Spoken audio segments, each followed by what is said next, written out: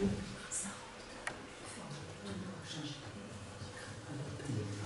commencer par ton appel. Je vais venir les tardataires. Présent. Patrick Emo. Présent. Christian Niquet. Présent. Sébastien Martin. Maud Delissier. Agnès Moulin. Présent. Patrick Dorménil. Présent. Corinne Bailly. Présent. Denis Gilles. Présent. Denis Masson. Présent. Jérôme Audier. Présent. Angélique Pillard. Présent. Sandrine, on va voir si elle arrive. Cyril Coiffier donne pouvoir à Etienne Niquet. Atman Ted. Présent. Loïc absent. Et si on coche choix donne pouvoir à Madame Payen et Valérie Payen. Présent. Bien sûr. Parfait. Donc, on est atteint. Toujours la désignation du ou de la secrétaire de séance. Qui veut bien être secrétaire de séance ce soir? Il y aura la lourde tâche de relire le PP. Nelly. C'est bien ça.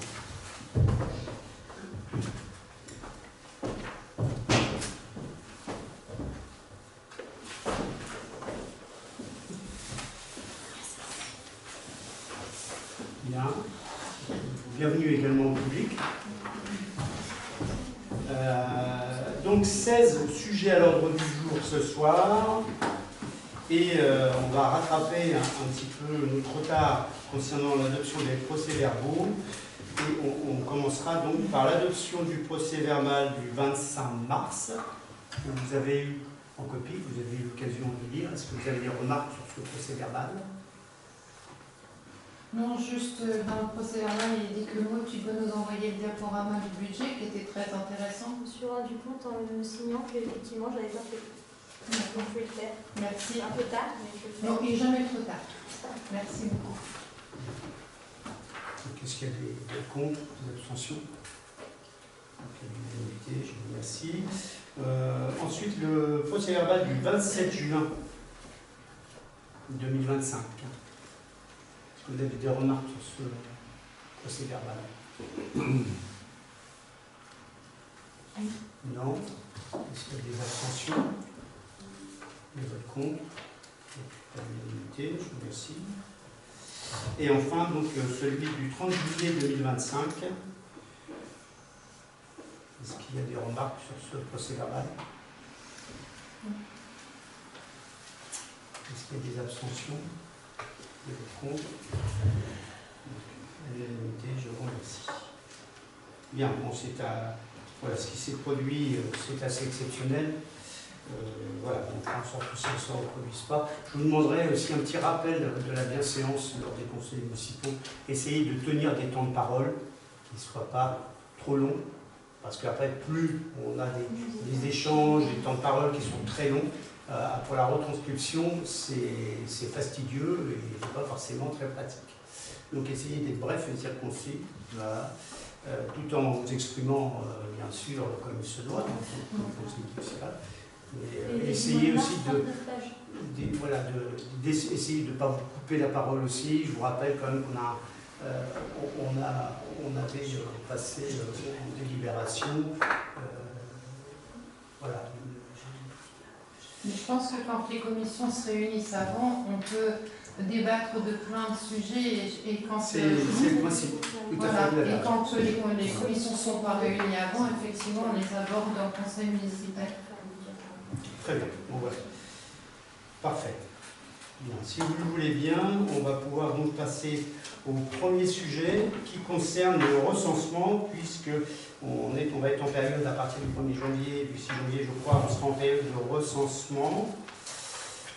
Et donc, l'objet de cette délibération est la désignation d'un coordinateur et création d'emplois d'agents recenseurs.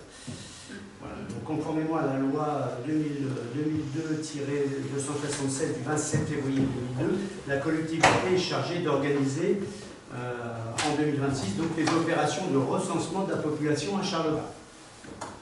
À ce titre, il convient de désigner un coordinateur de l'enquête, de créer des emplois d'agents recenseurs et de fixer bien sûr leur rémunération.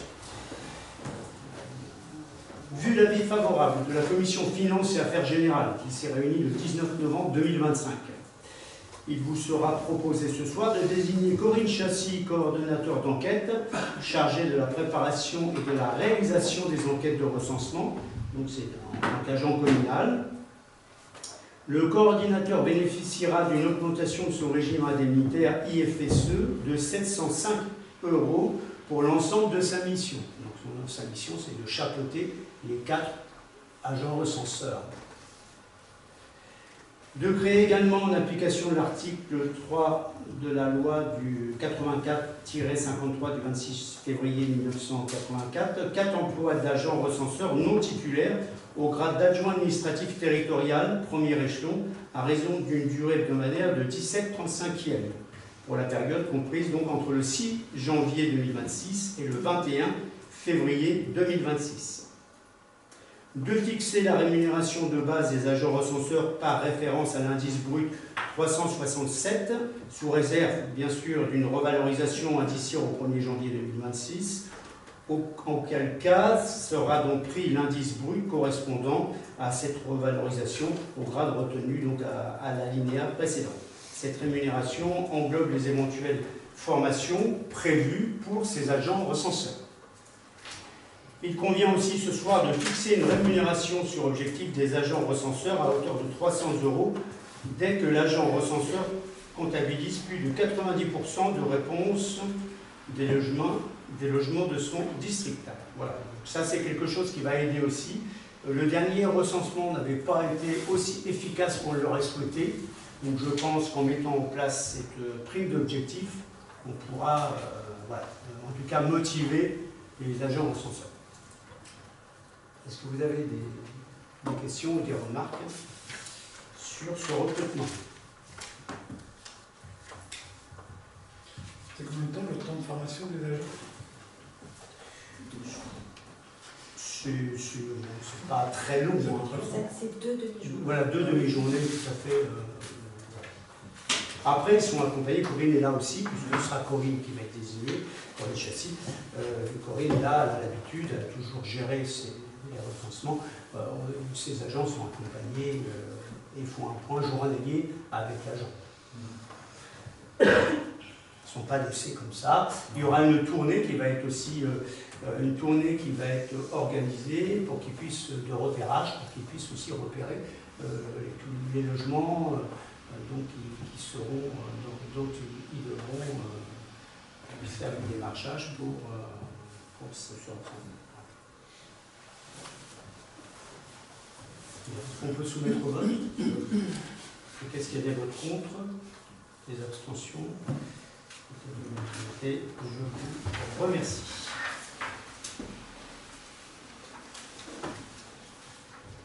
Alors, le point numéro 2, qui est donc la nouvelle convention pour le référent signalement. On avait déjà passé ce point l'année dernière, et donc chaque année, il faut signer cette convention. Donc c'est une convention entre le CDG 27 et les collectivités ou EPCI souhaitant adhérer au dispositif de référent signalement. Voilà, donc c'est l'autorisation. Il s'agit de dire aussi que les employeurs territoriaux peuvent faire le choix de disposer de leur propre référent signalement ou de confier le dispositif au centre de gestion en leur qualité d'établissement public, mutualiseur, mais aussi en tant que tiers de confiance pour les employeurs et les agents. Vous savez, c'est voilà, si par exemple un agent est victime de harcèlement, d'abus, voilà, de harcèlement sexuel ou autre, il peut demander voilà, à rencontrer donc un référent pour pouvoir s'exprimer et pour pouvoir lancer une procédure. Donc, comme je vous le disais, la commune pourrait très bien dire, eh bien nous, on va recruter parmi nos agents un agent, mais je trouve que effectivement ce n'est pas la meilleure solution, et passer par un tiers neutre, je trouve que c'est voilà, une très bonne solution. C'est pour ça qu'on a opté pour cette solution d'adhérer au CDG 27 pour ce référent signalement.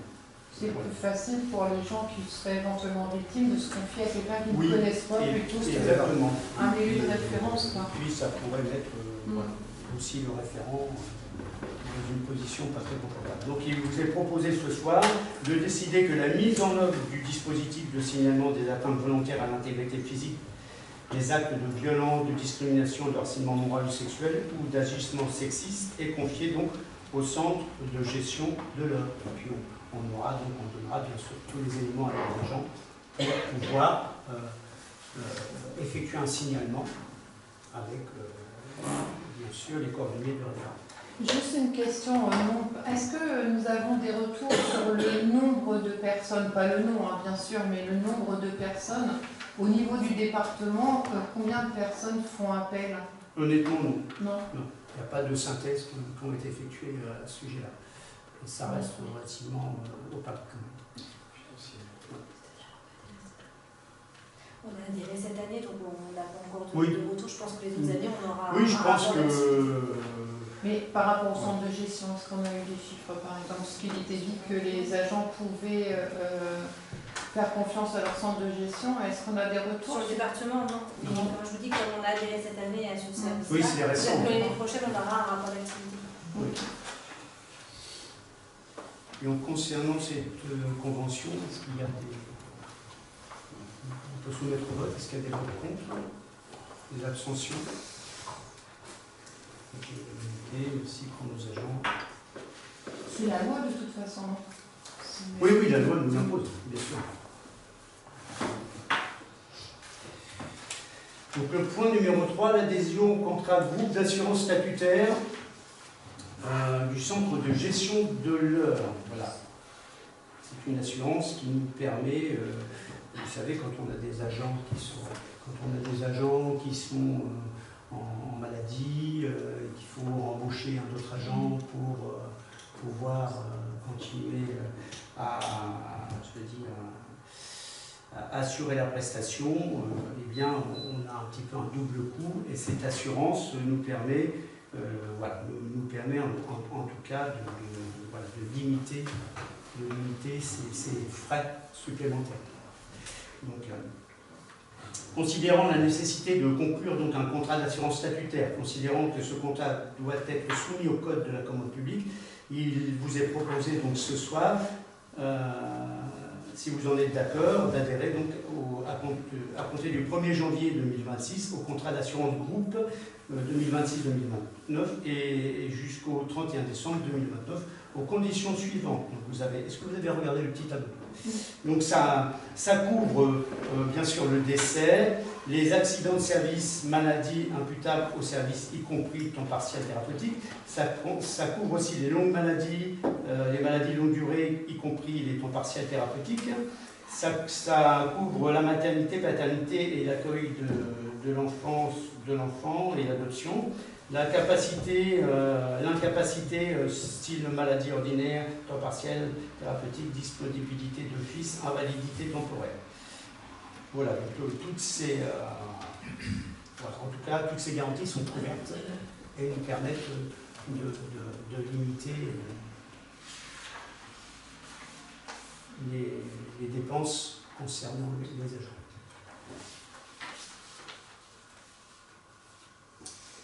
Donc également, ça couvre une proposition d'assurance pour les agents IRCANTEC pour tous les risques avec une franchise de 15 jours fixe sur le risque maladie ordinaire au taux 1,10% de la masse salariale assurée.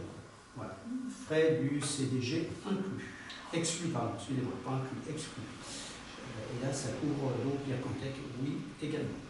Parce que certains agents sont couverts par l'IRCANTEC. Pas forcément CDG. En fait, tout le monde est couvert. Donc à cette fin, il nous est demandé ce soir de m'autoriser à signer le document contractuel en résultant de prendre acte que la collectivité adhérente pourra quitter le contrat de groupe chaque année sous réserve du respect du délai de préavis de 6 mois. Si on n'était pas satisfait, qu'on désirait quitter voilà, ce groupe, eh bien on peut le faire avec un préavis de 6 mois, comme tous les contrats d'assurance. Est-ce que vous avez des questions concernant cette adhésion?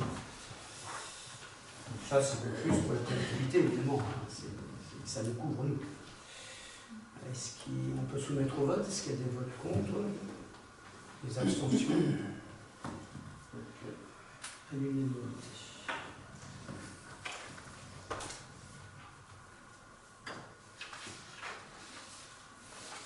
Bien, nous allons passer donc au sujet numéro 4 qui concerne une décision modificative. Et je vais passer la parole à mon adjoint, à mon monsieur. Donc c'est la décision modificative budgétaire numéro 1, ce sera normalement lancé.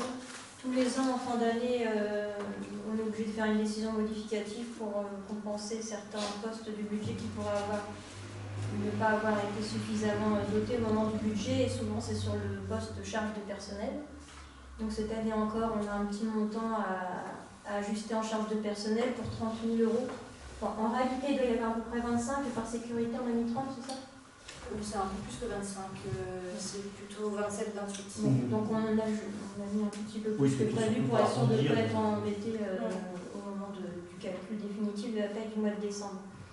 On a un dépassement souvent sur ce poste-là parce que déjà on fait le budget de façon très très précise, donc on essaye d'être le plus proche possible de la réalité et des effectifs, mais il peut y avoir des absences maladie plus longues que prévues, plus longues que la moyenne, qui font qu'on embauche des personnes pour remplacer le personnel. Ça a été le cas à l'école de musique, ça a été le cas au secrétariat, etc. Et ça fait des dépassements parce que le remboursement de la personne malade n'est pas sur le même chapitre, elle est dans un chapitre dans les produits. Donc le dépassement de 30 000, il a été compensé par des dépassements, des reliquats dans un autre sens, au chapitre 65, qui est un chapitre dans lequel on met notamment une provision pour les charges de personnel de 25 000 €. Donc sur cette provision, il restait 23 700 €, c'est la ligne que vous voyez là, en compte 65 888. Et puis après, pour arriver jusqu'aux 30 000 €, on a pris les reliquats qu'il y a sur d'autres lignes de ce chapitre 65. Voilà, pour arriver au montant de 30 000 €. Est-ce que c'est clair Est-ce que vous avez des questions?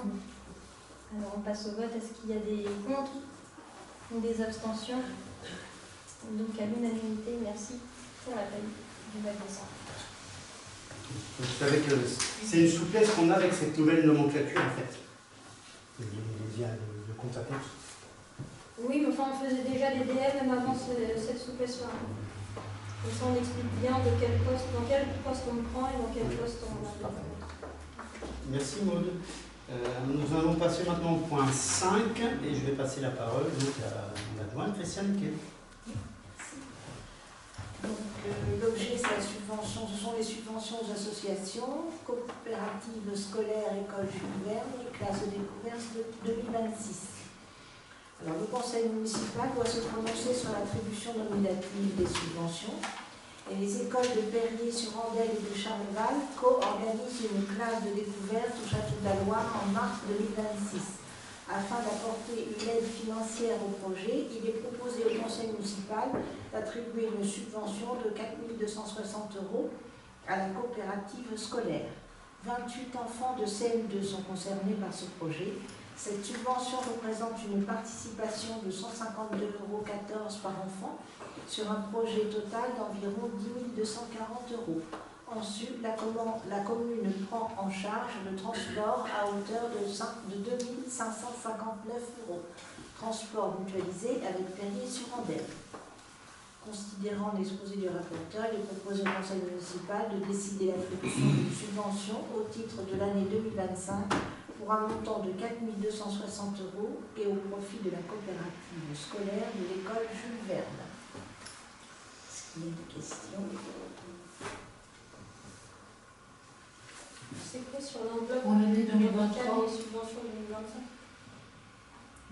au titre de l'année 2025. Ah oui, ça c'est pris sur les subventions, enfin le reliquat qu'il y avait dans l'enveloppe subvention des associations. Merci. Est-ce qu'il y a des comptes?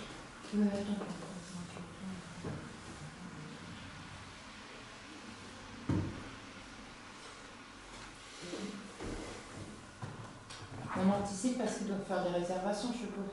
Oui. Oui, tout à fait. Oui. Alors, des abstentions. Merci, à l'unanimité.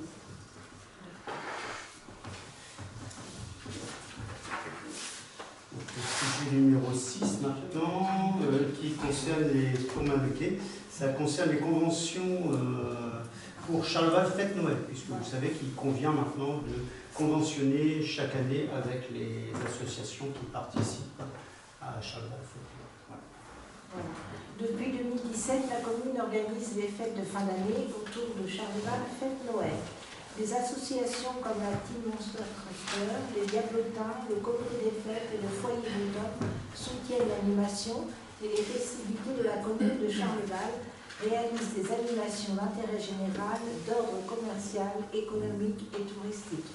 Afin de clarifier les interventions de chacun, les associations et la commune ont souhaité conclure des conventions de partenariat jointes au présent rapport. Ces conventions dressent les engagements propres à chaque association. Vu le Code général des collectivités territoriales, vu l'exposé du rapporteur, vu les projets de convention CNXC, il est proposé au Conseil municipal d'accepter les propositions du rapporteur, d'adopter les termes de chaque convention, d'autoriser M. le maire à signer les conventions à intervenir avec la Team Monster Tractor, le comité des fêtes, les Diablotins et le foyer de l'automne. Une question.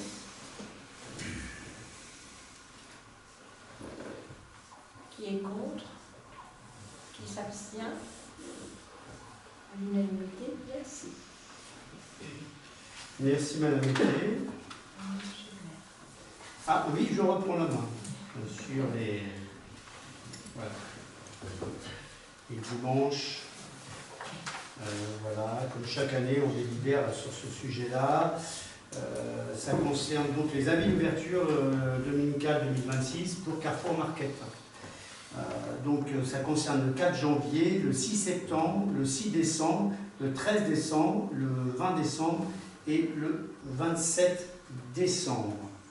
Il convient donc de donner un avis favorable sur le projet d'ouverture dominicale 2026, de préciser que la communauté de communes Lyon-Sandel sera saisie pour avis conforme, puisque quand on dépasse un certain nombre, vous savez, vous êtes obligé de le soumettre aussi à l'avis de la communauté de communes, de préciser que les dates seront donc définies par arrêté du maire et de m'autoriser donc à signer les documents afférents à ce dossier.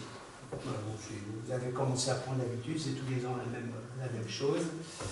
Voilà, le nombre ne varie pas, c'est toujours le même nombre. Donc voilà, il faut savoir aussi que les partenaires sociaux sont aussi sollicités pour émettre un avis. Voilà, il n'y a pas d'ambiguïté en ce qui concerne ces deux. Et on a eu l'avis des partenaires sociaux là avant? Alors, oui, alors voilà. Donc, souvent, ils nous envoient effectivement. Voilà, ils nous envoient sous forme-là. Alors, certains répondent. Union Syndicale Solidaire 27 nous a répondu. Des fois, pas tous. Pas Et tous, là, hein. ils répondent quoi? Qu'ils sont favorables? Non. Pardon. Oui, oui. Mais ça, c'est les syndicats qui représentent les travailleurs, donc en général, ils sont contre. Oui, en général. Par contre, beaucoup ne répondent pas. CGT, c'est rare quand on a des retours. CFDT, c'est très rare. Là, je crois qu'on a un seul retour sur tous les partenaires à qui on a demandé un avis. Donc, ils émettent un avis défavorable. Après, Les employés sont pour. Après, les employés, je veux dire, il n'y a pas de... Bah, on ne sait pas, que ça ne peut pas dire les employés sont pour. On a la lettre de Carrefour Market qui nous fait les demandes. Je n'ai pas dit que moi j'étais contre, je dis simplement qu'on ne peut pas faire dire à des employés qui sont pour quand on n'a pas le courrier des employés de Carrefour disant qu'ils sont pour. En tout cas, j'ai jamais eu de remontée à ce sujet-là. Voilà, où je reçois ce rendez-vous. En tout cas, j'ai jamais eu. Je côtoie aussi, je vais faire des courses à Carrefour Market, je côtoie souvent les personnels de Carrefour Market. J'ai jamais été interpellé à ce sujet-là. Mon propos ne visait que l'objectivité. Non, mais il n'y a aucun souci. Donc, est-ce qu'on peut soumettre au vote? Donc, est-ce qu'il y a des votes contre? Des abstentions? Une abstention, mais pas rien. Ça va aussi pour M. Cochot? Oui. Ah oui, aussi, à l'unité des votes.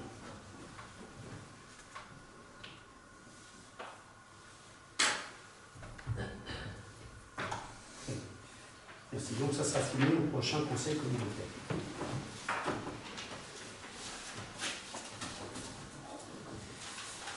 Bien, nous allons passer maintenant au sujet numéro 8 et je vais passer la parole à mon adjoint, Anne Mouya. Le sujet numéro 8 concerne le renouvellement de la Convention territoriale globale mondiale qui arrive à échéance le 31 décembre 2025.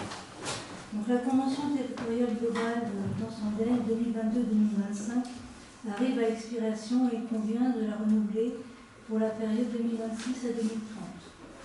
Cette convention vise à élaborer un projet stratégique global concernant l'offre de services aux familles en partant d'un diagnostic partagé des besoins locaux pour mieux répondre aux besoins des habitants grâce à la coopération entre les partenaires signataires suivants.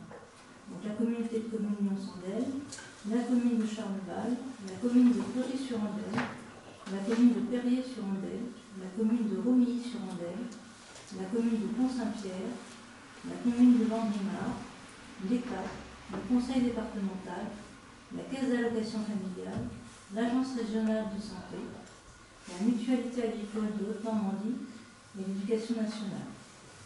Son objectif est de maintenir, améliorer et développer une offre de services adaptée au territoire intercommunal. Elle marque l'engagement des partenaires à déployer des moyens humains et financiers nécessaires à la mise en œuvre d'un plan d'action déclinant les domaines d'intervention qui ont été considérés comme essentiels. Coopération entre les partenaires, petite enfance, enfance-jeunesse, parentalité, animation de la vie sociale, autonomie, handicap, santé, accès au droit. Logement et mobilité solidaire. Pour rappel, lors du comité de pilotage du 14 mars 2025, 3 thématiques ont été priorisées dans le cadre de cette nouvelle CTG. La parentalité, la jeunesse et la santé.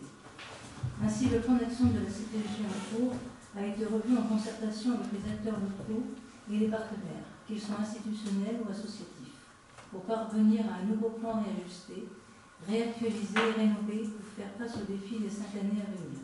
Donc, vous avez eu en annexe la totalité des projets de convention.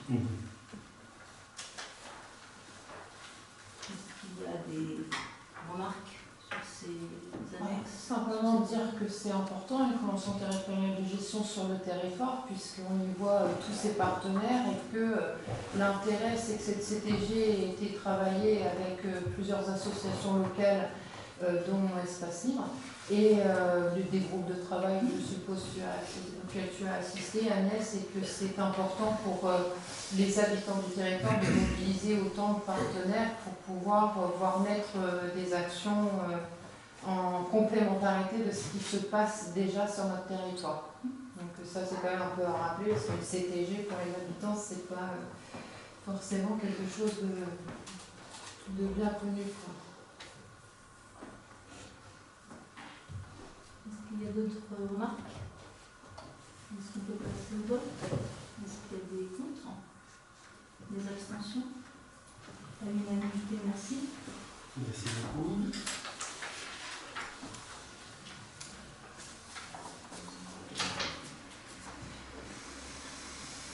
Donc, un autre point qui va être abordé par Mme Mouya ce soir concerne la convention d'adaptation du logement. Alors ça concerne, Oui, ça concerne donc l'avenant numéro 1 à la convention de confirmation du droit à l'autoréservation lié aux garanties d'emprunt de la commune par la SILOG. C'est notre droit à avoir donc des logements attribués sur la commune. Ce calcul est fait chaque année. Le conseil municipal a accordé sa garantie sur les emprunts souscrits par la Siloge dans différents programmes. La Bouvier, le Home, la Maison de Pierre, la Cité Réquillard.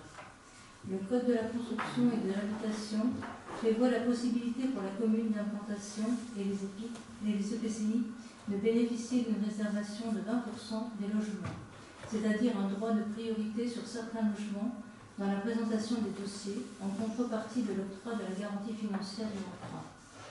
Les 20% de logements sont à répartir au prorata de l'aide financière des collectivités territoriales,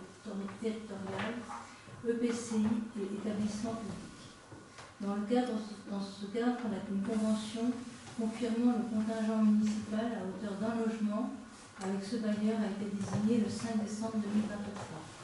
Il convient d'autoriser la signature de l'avenant numéro 1 afin de prendre en considération le calcul de l'assiette et celui lié au droit de réservation du réservataire, ainsi que la quote-part correspondante pour l'année 2025.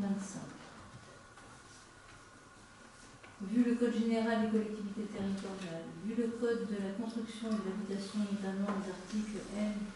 441.1 et L. 481.2, vu la convention présentée aux membres du conseil municipal, vu la délibération du 27 septembre 2017, accordant les garanties d'emprunt pour le programme de réhabilitation des logements du Home par le bailleur Siloge, vu la délibération du 19 février 2021, accordant les garanties d'emprunt pour le programme de réhabilitation des logements de la Bouvier 2, 3 et 4 par le bailleur Siloge, vu la délibération numéro 083-2023 du 1er décembre 2023 autorisant la signature d'une convention de confirmation des droits de réservation lié aux garanties d'emprunt de la commune, considérant l'avis favorable de la Commission des finances et affaires générales réunie le 19 novembre 2025, il est proposé au Conseil municipal d'accepter les termes de l'avenant numéro 1 à intervenir et d'autoriser M.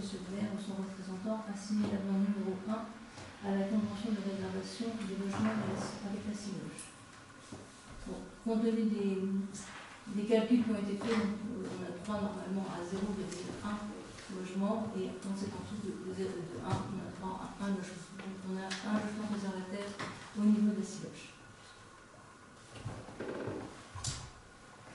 Après, bon, c'est pas vraiment représentatif, puisque quand on est en commission d'attribution.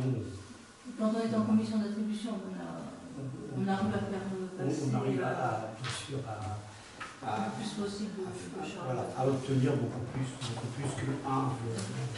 Quand ceux-ci on calcule ça sur l'année, c'est beaucoup plus de logements qui sont attribués à Charles-de-Gaulle que 1. Sachant que même si on est réservataire, si on a un DALO, quelque chose comme ça, ça finira même le logement réservataire. Un DALO, c'est le logement officiel d'attribution. Je pense que, ok sur ce sujet, mais je pense que c'est bien de faire état aussi de la discussion qu'on a eue en commission, à savoir qu'il était important de relancer la Siloge sur les travaux qu'ils doivent faire et que, a priori, malgré plusieurs relances, c'est pas ça, quoi. Mais je pense que c'est important de le dire parce que. Non, de dire que. C'est notre rôle aussi, c'est notre rôle de les relancer régulièrement. Après, on n'est pas sans connaître les difficultés qu'on a eu un moment, qu'avait un moment la Siloge, donc on n'est pas enclin à réhabiliter. Bon, mais en concernant nos locataires, on va bien sûr relancer. Bien sûr.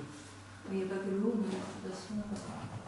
Ils sont déjà passés à la phase Norobé, ils sont passés aussi par des constatations, mais on s'aperçoit que malgré tout, malgré les constatations, la totalité des travaux ne sont pas forcément effectués. Donc, on a fait ça aussi à la Cité Réquillard. Nous les relances régulièrement. Alors qu'il y a des travaux qui sont vraiment nécessaires pour que les personnes puissent vivre vraiment bien. Enfin. Et ça, c'est pas tout à fait normal de la part d'un bailleur, parce que quand il s'agit d'avoir des garanties d'emprunt de la commune, ils nous sollicitent et c'est normal, mais à eux également de respecter leur part du contrat. Tout à fait, quand même, on a quand même, pour le rappel, on a quand même, en 2019 mis 450 000 € sur la table pour réhabiliter les chantraines. Si les chantraines ont cet aspect-là aujourd'hui, c'est parce qu'on a mis 450 000 € pour pouvoir réhabiliter ce quartier. Donc, voilà, il y a quand même une incitation de la commune à réhabiliter. Il faut aussi que chacun fasse sa part. Voilà. Très bien. Est-ce qu'il y a d'autres remarques? On peut passer au vote. Qui est contre? Qui s'abstient?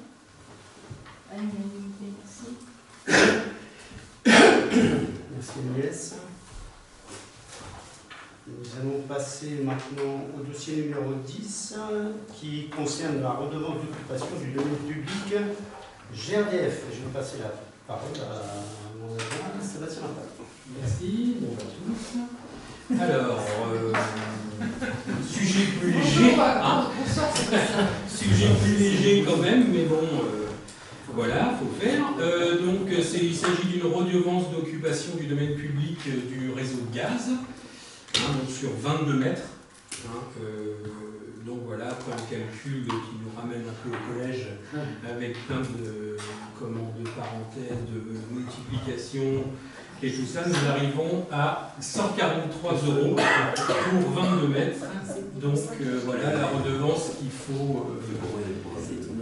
Voilà, c'est pour Noël, pour la commune. Donc en fin de compte, bah, voilà, c'est l'occupation du domaine public. Donc voilà, on a la chance d'avoir 22 mètres qui nous est concerné. Mais c'est des 22 mètres supplémentaires parce qu'il ne peut pas y avoir que 22 mètres. Voilà. C'est quand il y a des travaux qui sont effectués, voilà. Des nouvelles demandes par exemple pour des logements, des raccordements, ça. Voilà. Donc chaque année c'est revalorisé. Ouais, parce que sinon, comme ça, on a l'impression qu'il n'y aurait que 22 mètres de canalisation. Quand on avait, voilà, quand GRDF avait fait les travaux à Elisabeth d'Autriche, ils avaient été plus généreux, il y avait un peu plus de mètres linéaires, donc là on avait touché un peu plus. Il y a GRT Gaz, il y a GRDF et puis il y a le réseau du siège aussi. Et pour le siège et GRDF. Et là c'est GRT Gaz là. Voilà. Pour GRDF et le réseau du siège, on a des délibérations de principe. Parce que GRT Gaz, c'est gros réseau, ça. Hein. C'est pas les raccordements maison. Non, c'est le vecteur. Ouais. Donc on a d'autres redevances au titre du gaz de l'ordre de 700-800 € par an. C'est un petit peu plus que 143. Voilà. C'est le montant qui est rigolo. Donc, 0,35. Voilà, ce qu'il est demandé, c'est d'autoriser Monsieur le maire à faire une facture de 143 €. Donc, est-ce qu'il y a des abstentions? Des contre? Eh bien, à l'unanimité. Donc, on reviendra après sur un autre sujet. Tu nous rediras bonjour. Pas de problème. Okay. Nous allons passer au sujet numéro 11, qui est la révision des attributions de compensation de la CDCA. Ça concerne le PLU. Je vais passer donc la parole à Maud Alissier, parce que ça concerne le budget. Oui, ça concerne la CLEF, laquelle je siège. Alors, donc je vais réexpliquer un petit peu le contexte. Le 1er juillet 2021, il y a eu transfert de la compétence d'élaboration et de gestion du PLUI des communes vers les communautés des communes, donc en l'occurrence de nos communes vers la CDCLA. Oui, alors la gestion et l'élaboration d'un PLUI, ça représente un certain nombre de coûts. Il y a aussi quelques recettes, mais au bout du compte, il y a une grosse charge nette. Et il est nécessaire d'estimer ce montant qui est pris en charge par la CDCLA, et il est nécessaire aussi ensuite de transférer ces montants, ou une grosse partie de ces montants, aux communes qui sont les utilisatrices du PLUI.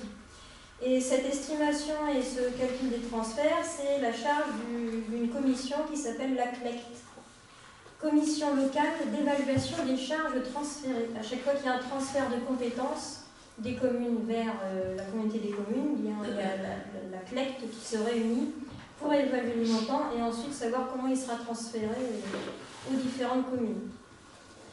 Alors, cette collecte elle a été réunie le 22 septembre de cette année.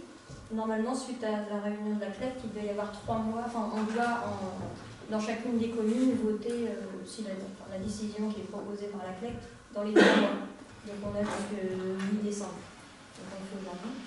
Alors, la collecte, elle a estimé le montant de ses charges à 80 000 € par an, qui représente des coûts en fonctionnement et des coûts en investissement. Donc un coût en fonctionnement de 50 000 € par an qui représente des charges de personnel et des coûts d'investissement qui sont en fait le marché d'élaboration du PLUI, parce que ça c'est un travail énorme qui est fait par des cabinets que je ne connais pas, je n'ai pas le nom de voilà. Donc ce marché, globalement, son coût net c'est 300 000 € au total. Et comme c'est un coût d'investissement, il est amorti sur une dizaine d'années, donc ça fait un amortissement de 1 dixième tous les ans de 300 000 €, donc 30 000 € par an. On a donc un coût annuel de 50 000 plus 30 000 égale, en gros, hein, j'ai arrondi, 80 000 € par an qu'il faut ensuite répartir sur les communes et sur la communauté des communes, puisque la communauté des communes va garder 30% à sa charge. Donc c'est 70% de ce montant qui est réparti dans les communes, donc 56 000 €. Et miracle, 56 000 €, c'est le chiffre que vous retrouvez tout en bas de la 4e colonne du tableau qui vous a été donné. Voilà. Alors, une fois qu'on a déterminé le montant à répartir, on doit déterminer durant cette commission les modalités de répartition sur les différentes communes. Alors, il y a plusieurs scénarios qui ont été proposés. Il a été choisi un scénario qui, selon la majorité, ou même d'ailleurs l'intégralité des communes ont tous voté dans le même sens. Donc, ce qui a été décidé, c'est de prendre le scénario dans lequel les critères de répartition sont pour 50% la population et pour 50% le potentiel fiscal. Alors, ce n'est pas forcément l'avantage de Charleval parce que le potentiel fiscal le plus élevé dans la communauté des communes, c'est Romilly et Charleval. On est l'adage, on prend en riche. Alors voilà, exactement. C'est en fonction de la richesse financière des communes que la répartition est faite. C'est quand même plutôt logique, hein, donc c'est pour ça que toutes les communes ont voté sur cette répartition. Donc vous avez ici la répartition qui fait que les deux principaux, enfin tout le monde, évidemment tout le monde paye. Les deux plus gros, ça va être Romilly, 9 000 € et puis Charleval, 7 700 € par an. Après, c'est Fleury, Verrier, les gros bourgs en fait. Mais c'est vraiment, ces deux-là se distinguent de façon très nette du fait de ce potentiel fiscal. Voilà. Donc chaque commune doit voter pour que, enfin il y a plusieurs, il y a eu le vote en conseil communautaire. Oui. Et maintenant chaque commune doit voter et il faut que la délibération soit acceptée à la majorité simple dans chacune des communes. Donc c'est ce que, enfin il faudrait, c'est pas une obligation, c'est ce qui est attendu. Donc on va voter pour ça. Est-ce que vous avez des questions? Oui. Pas des questions, mais peut-être une remarque, puisque j'assistais à la commission.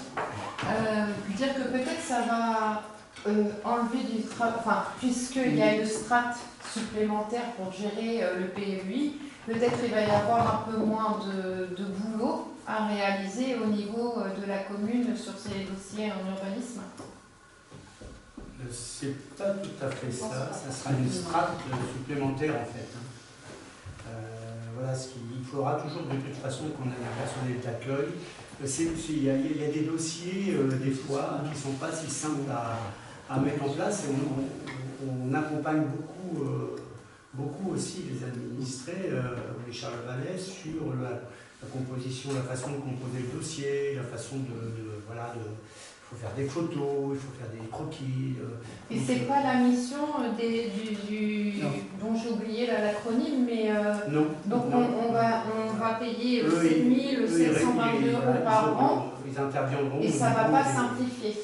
Ils interviendront au niveau des dépôts, des permis de construire et d'aménager. Et il y aura une commission qui s'appellera une commission ZAN, puisqu'il y a le zéro artificialisation nette. Donc pour les gros projets qui consomment énormément de mètres carrés, il y aura une commission, donc il va y avoir une commission qui va être mise en place pour justement juger de l'intérêt du projet ou pas. Voilà. pour éviter de consommer cette enveloppe qui est, on en a parlé, pas si épaisse que ça. Donc si on décidait s'il y a des gros projets de lotissement, par exemple, ça passera en commission avant d'être validé ou non. Voilà. Non, mais je pense que le PLUI, effectivement, il fallait créer ce style de, je sais pas, d'instance, mais je trouve dommage que, pour le coup, ça ne simplifie pas au niveau de la commune, quoi, qu'il y ait encore autant de démarches à faire, alors qu'on a une commission. Après, rien, je veux dire, Coralie, qui gère l'urbanisme, ne gère pas que l'urbanisme. Non, mais je ne dis pas que, alors il n'y a rien d'autre à Je faire. pense que c'est le coût à payer pour rationaliser en fait le PLUI au niveau de notre territoire. Effectivement, c'est un coût supplémentaire, il n'y a pas d'économie en face. Mais sur 30 communes, c'est important. Vous avez des petites communes où il n'y a pas de secrétaire à l'urbanisme. Il n'y a qu'une secrétaire et encore quelques heures par semaine. Donc voilà, c'est surtout pour ces communes-là. Nous, c'est vrai qu'on a quand même du personnel pour gérer ce genre de choses, pour Villiers aussi, enfin toutes les grosses communes, mais toutes les petites communes n'ont pas cette chance d'avoir une secrétaire dédiée, une secrétaire comptable, une secrétaire à l'urbanisme. Donc voilà, c'est là que ce service intercommunal intervient. Non, mais je me dis que si ce service intercommunal avait pris en charge une partie de ce que fait la personne qui s'en charge, cette personne au niveau local aurait pu s'occuper d'autres choses. Je ne dis pas que ça remet en question ce qu'elle fait. Mais c'est ce que je fais déjà. On ne fait pas l'économie. Pas que de l'urbanisme. Je veux dire, elle est assez polyvalente, elle remplace Corinne quand Corinne n'est pas là. Voilà, c'est quand même il y a un peu de bord. Ils sont tous formés pour être. Mais je ne remets pas en question les non, mais je remets en question. Non, mais il n'y a pas de. Dans le PLUI, c'est la loi qui change. Mais l'application de la loi, elle se fait toujours localement. Tu vois? Oui. C'est pas. Les permis de construire, ils ne seront pas à la CDC. Les permis de construire sur Charleval, ils seront pas. Voilà. Et la loi aura changé. Cette gestion globale de la loi, nous, on ne peut pas la faire, puisque ça concerne les 30 communes. Donc, c'est géré ailleurs. S'il y a une modification du PLU à faire, du PLUI à faire, c'est pas Charleval qu'on fera, c'est à la CDC qui gérera l'ensemble des. Donc, cette gestion-là. Évidemment, c'est compliqué, parce qu'il y a deux niveaux. Mais les deux doivent exister, forcément. Donc les 50 000 €, c'est ça, de fonctionnement, parce que j'ai bien compris que les 30 c'était... Non, 56 000 €, c'est le total du fonctionnement voilà, plus l'amortissement de l'investissement. Le fonctionnement, c'est 50 000 €. Plus le cabinet qui a... Donc pour financer des postes qui vont, une fois que le PLUI est adopté, va être adopté un jour, faire fonctionner le PLUI, c'est ça?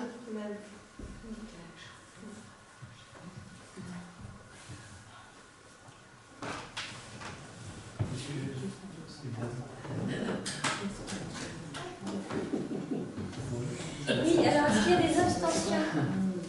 Des votes contre? À l'unanimité, merci. C'est bien ça. Oui, non, mais c'est pas simple non plus. Non, mais c'est bien pour ça que tu c'est des compétences nouvelles, c'est un fonctionnement nouveau, avec un plan d'urbanisme intercommunal sur 30 communes, c'est quand même important.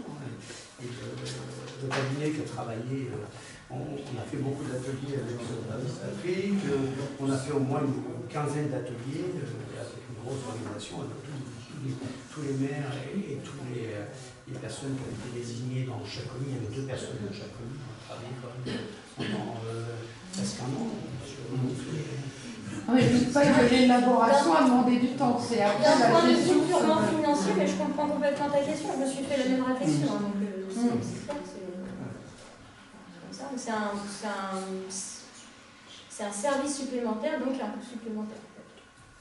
C'est pas vraiment, on a l'impression qu'il y a un transfert de compétences, mais pas un transfert de travail. C'est juste qu'en transférant la compétence, ça va créer un nouveau service. C'est normal de se poser ce genre de questions. Ah, mais ça me rassure si c'est normal. Bien. On va passer au point numéro 12 et je vais repasser la parole à Patrick Elmo pour une enquête publique à Montélimar. Donc, il est proposé au conseil municipal de donner son avis sur la demande d'autorisation présentée par la SCEA de Launay pour l'installation d'un atelier de 40 000 poules pondeuses à Vendrimar. En termes de localisation, bon, c'est effectivement c'est Vendremar, mais c'est pas Vendremar. On a une spécialiste sur les poules, là, on en verra tout à l'heure. C'est pas vraiment Vendremar, c'est beaucoup plus près de Rennesville. Il y en a 120 pages, j'ai pas tout lu, ce serait vraiment de faire une conférence, j'ai eu un peu à travers, mais les passages qui vraiment pouvaient concerner et impacter Charleval, alors effectivement c'est en termes de nuisance, on est loin, on n'a pas les vents, les traitements des fientes, pour parler concret, sont des traitements séchés et qui sont répandus secs, donc il n'y a pas de liquide. Et ces épandages sont faits loin des lieux de forage. Voilà. Et donc, en termes de nuisance, on n'est franchement pas impacté. La commune de Rennesville, qui est tout proche, est d'ailleurs d'accord pour l'implantation de cette ferme. Que dire d'autre? Les ruissellements, on n'est pas concerné ni par les odeurs, ni par ce qui pourrait être le risque des eaux. Alors donc c'est une exploitation qui a le label élevage en plein air, curieusement. Alors ils ne sont pas en plein air. Oui, mais ce ne sont pas des cales. Mais ce pas des batteries. Oui, oui. Pourquoi tu dis qu'ils ne sont pas en plein air? C'est ce dont on a parlé en commission. C'est sûr et certain. Non, ils sont en bâtiment la nuit, mais ils ont des trappes pour sortir. On n'a plus le droit d'avoir ces élevages là. Oui, en batterie, non. Donc ils ont la même plein air. Non, mais ils sont encore en plein air toute la journée déjà, et ils sortent combien de fois par jour? Ah, ils peuvent être en plein air toute la journée. Alors il y a au moins 6 mois dans l'année où c'est faux. Parce que pendant 6 mois, il y a toujours une histoire de grippe aviaire, au moins 6 mois par an. Ah bah, là, quand il y a des sujets de grippe aviaire ou quoi que ce soit, elles sont en bâtiment, mais après, elles ne rentrent pas dans les cages dans le bâtiment. Elles sont, je veux dire, elles sont soit au sol, ou soit il y a des étagères où ils peuvent monter ou quoi que ce soit. C'est en bâtiment. C'est en bâtiment. Mais après, il y a des trappes pour qu'elles puissent sortir. Ouais, bien sûr. C'est là, on va dire que c'est des poules de pâturage. non, c'est pas des poules de pâturage. On est obligé des appeler poules de pâturage parce qu'on appelle des poules de plein air des poules qui en fait sont pas dehors. Oui, mais des poules de pâturage qui sont dehors en permanence, ça n'existe pas. Si. Ah bah alors, Moi je travaille avec des agriculteurs. il y en a pas beaucoup, c'est trop rare. Les deux,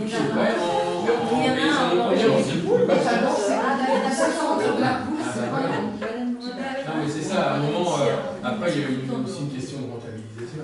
Voilà, et donc elles ont combien de mètres carrés les poules par poule? Parce qu'il y en a 40 000, donc moi je voudrais savoir. Après ils peuvent sortir. Ouais, bah oui.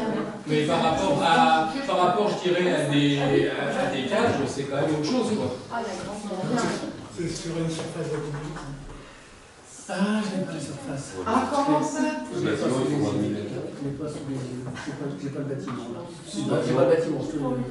Les bâtiments ils sont vachement grands, hein. Enfin, ils sont pas les uns sur les autres. C'est pas des vues superposées. Hein. Il n'y a qu'un étage. Il n'y a qu'un étage.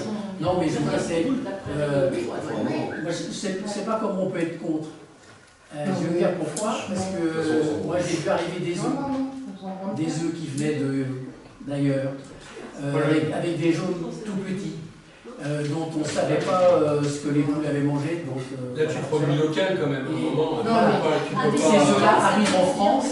Moi, je préfère avoir ça que ces œufs-là. C'est pas les œufs, c'est pas forcément que. C'est peut-être des œufs qui vont être envoyés. Voilà, c'est ce que dit aussi monsieur Gilles.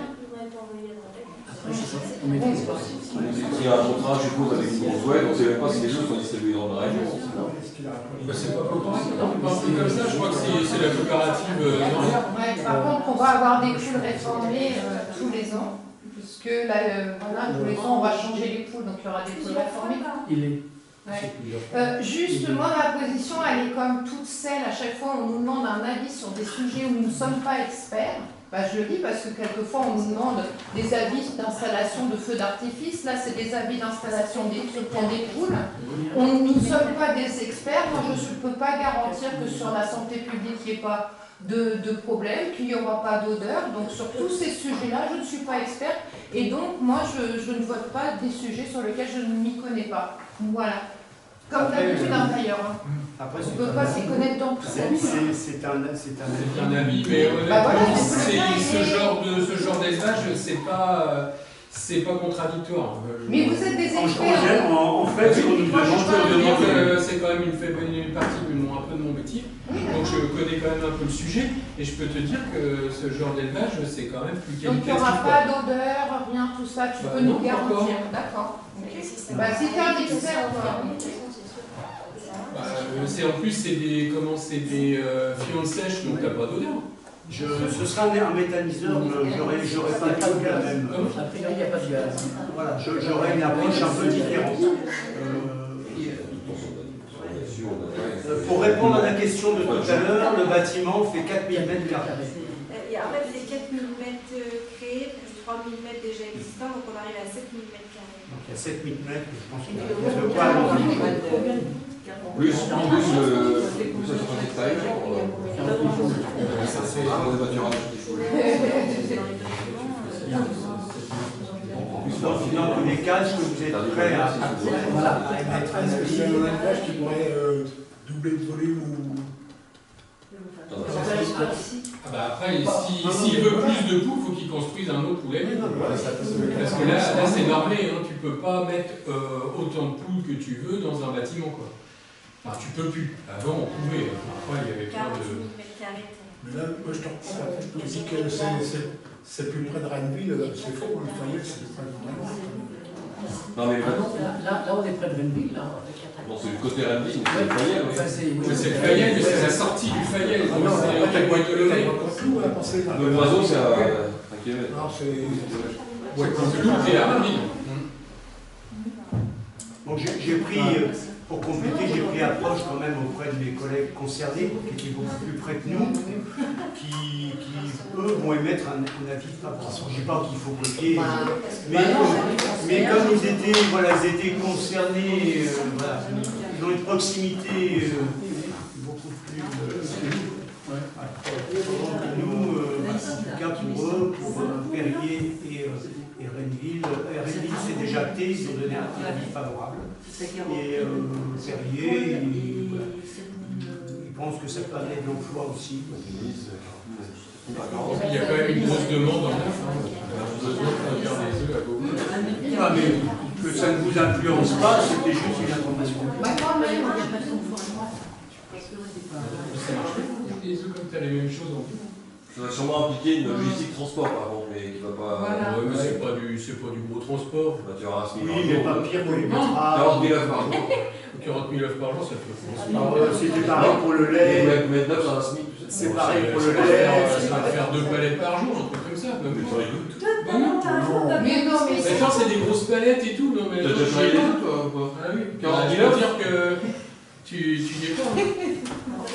Non, c'est pas un SMI, hein. C'est pas un SMI.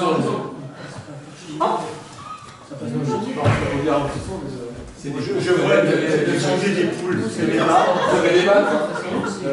Bon, malgré tout, il faut qu'on puisse avancer. Ça change d'un d'un œuf, mais ça Ça fait met un peu 2-3 par là, 2-3 par là. On va bientôt savoir de qui la poule du bluff est née en premier. En plus, ils récoltent pas tous les jours. Enfin, ils collectent pas les œufs, le camion ne collecte pas les œufs tous les jours. Normalement, les poules ne pondent pas toute l'année, sauf que là, je suppose que ça va être éclairé la nuit, et donc ils vont pouvoir pondre des œufs aussi la nuit. Quoi. Pas la nuit, mais ils vont prolonger la journée l'hiver. Ouais, c'est ça. Ils vont faire un œuf par normalement, c'est un œuf tous les 6 jours. Non, c'est 6 œufs pour une semaine.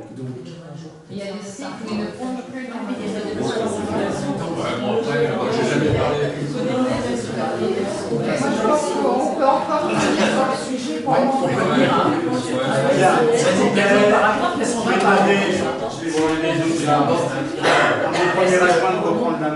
Est-ce que vous souhaitez donner un avis favorable?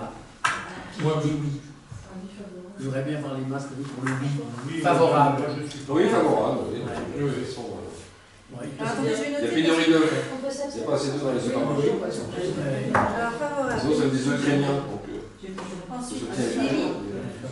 Le jour où vous ferez plus d'omelette, il faut pas Monsieur Emo. Pascal, le maire. Ah, faut qu'elle date quoi. Pour. Jérôme. L'autre les gros, c'est la France. Angélique.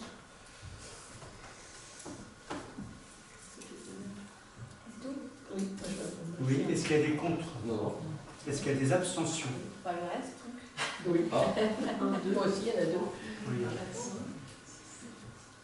Cyril Poify. Merci. Oui. Ça fait combien de points et combien d'abstentions, pardon? 7 pour. 7 pour. 2 absents, 9 16. Ça fait 9 abstentions. Ça n'aurait pas d'œuf. Non, voilà, tout le monde est exprimé. C'est ça la démocratie. Exactement. Très bien. Donc nous allons pouvoir passer au sujet numéro 13 qui concerne le CIMA avec une convention de travaux à la Tanne-Brune. Donc ça se passe à la Tanne-Brune, convention de travaux entre donc deux propriétaires qui sont monsieur Allard et monsieur Blanc, je crois, oui, à Tanne-Brune, le département et la municipalité de Charleval. Alors c'est pour quoi faire?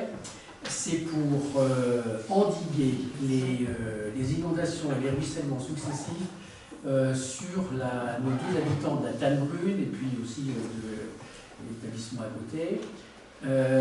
Voilà, parce qu'à chaque fois qu'il pleut beaucoup, eh ben, on a énormément d'eau qui descend là-bas et qui inonde ces pauvres personnes. Ça, c'est à cause, et puis il faut le dire, parce qu'il faut le redire même, c'est à cause quand même d'un cultivateur qui a mis en herbe, qui a retourné des terrains qui étaient autrefois en herbe dans des lieux qui s'appellent, et puis traditionnellement, le nom est suffisamment porteur, ça s'appelle la ravine. Donc il a effectivement mis en culture un endroit qui s'appelle la ravine. On imagine ce qui s'est passé quand il pleut beaucoup. Total, le CIMA, qui pour donc ses travaux d'études et de réalisation à sa charge, va créer une retenue d'eau en amont, tout en haut de la ravine, pour essayer de limiter, effectivement, de faire une retenue d'eau temporaire pour éviter les gros écoulements. Il va curer complètement les noues qui s'écoulent jusqu'à la départementale et ensuite va grossir le passage sous la route pour passer de diamètre 200 à diamètre 300, je crois, pour passer sous la route de façon à récupérer donc ce qui passerait d'eau issu de la ravine, à franchir, donc à passer sous la route et à aller directement dans l'Andelle. Voilà, tous ces travaux. Alors, c'est peut-être pas que l'agriculteur en question qui n'est d'ailleurs pas sur nos terres, mais bon, on va dire qu'à 90%, c'est quand même lui le responsable. Voilà, les méchancetés que j'avais à dire. Non. Alors moi, c'est pas une méchanceté, mais quand même un constat. Ça veut dire que forcément, on soutient les agriculteurs, mais quand ils font des choses comme celle-là, il n'y a pas de rappel à l'ordre possible. Donc on admet, donc la réponse est non, puisque tu m'avais déjà informé, donc on admet qu'un agriculteur dans le domaine privé puissent faire des choses qui impactent les habitants, voire ils ont des inondations chez elles, et que c'est au fonds public, à l'argent public, de pallier à ça, parce que en fait l'agriculteur, lui, il ne se sent pas concerné. C'est ce que tu me dis. D'accord. C'est ça, et à la fois c'est pas ça, parce qu'en fin de compte, il a quand même demandé une autorisation à la DG, la DRAF, non, pour retourner son champ en herbe pour le mettre en champ de maïs. DDTM. Donc il a demandé quand même l'autorisation. Donc il ne peut pas faire n'importe quoi. Si la DDTM lui a dit oui, c'est que l'État veut bien. Le bassin va être fait sur cette terre aussi. Ouais. Le bassin va être fait. Et mais je suis pas sûr que charger les gens, mais il ne faut pas non plus aller non mais trop loin. je ne sais pas qui c'est, etc. Donc je ne charge personne, je dis simplement, est-ce qu'aujourd'hui, alors que ça va coûter de l'argent aux citoyens que de faire tout ça pour que les personnes de Charleval ne soient pas inondées, est-ce que ça vaudrait quand même pas le coup d'écrire à la DDTM en leur disant, bah écoutez, vos avis, c'est bien, mais ça ne vous engage que vous, parce que c'est pas vous qui Et payez. est-ce qu'on est sûr que avant, quand c'était en herbe, il n'y avait pas d'inondation? Et l'herbier était déjà. Ben oui. Le phénomène de cultiver, ça accélère. Après, il n'est pas l'original. Je veux dire, on subventionne beaucoup. Excusez-moi, on subventionne, on est une des communes qui subventionnons le plus aussi le CIMA. Donc il y a un juste retour des choses. Pour les habitants. Cet argent, il nous revient. D'un autre côté, c'est une parcelle qui est sur Vendrimar, donc la compétence du maire de Vendrimar, par le maire de Charleval. Ensuite, c'est le CIMA qui, au travers de la police de l'environnement, peut saisir la DDTM. Oui. Voilà, les compétences sont bien réparties. Et donc, voilà, c'est le syndicat qui peut, au travers de la DDTM et de la police de l'environnement, saisir la police de l'environnement pour justement, et éventuellement verbaliser ou autre, mais ça n'incombe pas à la police du maire de Charleval, par exemple. D'accord, mais est-ce qu'on peut les solliciter pour qu'ils regardent ça d'un peu plus près? Parce que demain, il y a un autre agriculteur qui compte faire ça.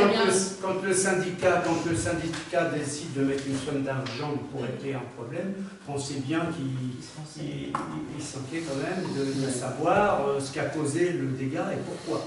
Donc là, le premier rôle, nous, en tant que municipalité, en tant que maire de Charleval, c'est surtout de protéger les biens et les personnes. Oui.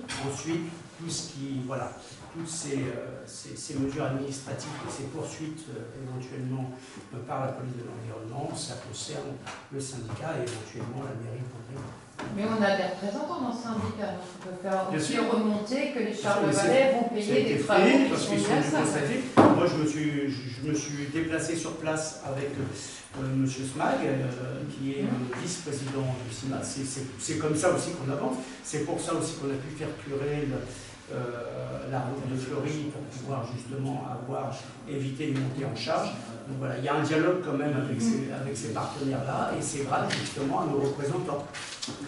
Et ça, c'était ma première remarque. Ma deuxième remarque, est-ce qu'il y a d'autres habitations comme ça qui risquent des inondations là, prochainement? Parce que là, c'est parce qu'il y a eu une inondation qu'on fait des travaux. Est-ce qu'il y a moyen d'anticiper avant que des Charlevalais se fassent inonder? De toute façon, il faut être honnête, on a quand même des événements climatiques depuis quand même depuis peu qu'on n'avait pas auparavant. Donc comment tu voulais qu'on sache tout ça à l'avance? Je sais pas si c'est pas ça. Non, mais c'est pas accusateur. Ce que je veux dire, c'est que voilà, là on se trouve là-dessus, mais bon, non, je suis pas sûr que ce soit vraiment la faute de l'agriculteur, quoi. Mais Sébastien, ma question c'était une deuxième question, c'est de dire est-ce qu'il y a moyen d'anticiper ça? Est-ce qu'on sait s'il y a d'autres logements qui risquent des inondations là? Oui, à ce moment-là. Oui, c'est les sols. Ceux qui existent sont normalement préservés. Après, on est en vallée et tout, donc des phénomènes climatiques, je pense qu'on n'a pas fini d'en avoir. Donc on va avoir on va découvrir de nouvelles choses. C'est inévitable. En fait, on les gère. Beaucoup partout. On sait qu'il y a des zones. On connaît les zones sensibles de Charleval. Il y en a 3. Il y a le pied humides, il y a la route de Perrier et il y a la Tannerie. Voilà, c'est les 3 zones sensibles de Charleval. Donc il y a eu des travaux qui ont été effectués l'année dernière pour la route de Perrier, où on a supprimé, où le CIMA, on a vu que le CIMA, ils ont supprimé un pont, ils ont agrandi aussi les bus pour que l'écoulement se fasse mieux. Là, tout le petit rue a été curé, justement pour éviter les montées en charge et puis faciliter l'écoulement. Donc chaque année, en tout cas, il y a des travaux qui sont effectués pour limiter. On n'a plus tous les planchers des maisons, les planchers des maisons des pieds humides ont été augmentés, rehaussés de 20 cm. Donc on n'a plus ces problèmes d'inondation. Depuis 2017, on n'a plus de problème d'inondation aux pieds humides, par exemple. Donc voilà, on arrive à les gérer. Après, il faut du temps, il faut de l'argent. Ça demande aussi voilà, des fois des études. Mais en tout cas, chaque année, on essaie de limiter les effets du changement climatique. Donc on va deviner les éléments climatiques qu'on va avoir. Si c'est des éléments importants, on peut imaginer que d'autres zones de Charleval puissent être touchées. Et relever les niveaux de Et là, on les gérera de la même façon. Si tombe 300 mm un jour à l'orage, il y aura des dégâts. C'est sûr. Comme il arrive dans le sud. C'était le cas de la mini-tornade qu'on a suivi au mois de juin, qui a été dévastatrice, qui a touché des fermes, qui a touché. De toute façon, on est en vallée, il faut s'y préparer. Voilà. Mais malheureusement, l'anticiper, c'est compliqué. On ne peut que constater et essayer de faire en sorte que ça ne se reproduise plus. Mais l'anticiper, on ne sait pas où ça va frapper, c'est ça. On avait parlé à un moment donné pour les communes, mais j'ai plus le titre exact, des plans de gestion de crise. Et on m'avait répondu à l'époque, parce qu'il y a des communes qui en ont, Fleury, etc. Surtout quand on est des communes à risque inondation, etc. Et on m'avait dit que ça allait devenir intercommunal. Est-ce que c'est en cours, ça, ou pas? Intercommunal, non. Après, c'est à l'initiative des communes. Ouais. En ce qui concerne Charleval, c'est en cours. On a commencé à constituer on a fait appel à un cabinet un coffre avec des équipements, d'intervention. Non, oui, d'accord, mais là, c'est un plan, je ne sais plus comment, de sauvegarde communale. Oui, mais chaque commune a un plan de sauvegarde communale. On a un plan de sauvegarde communale à Charleval, bien sûr. C'est une obligation.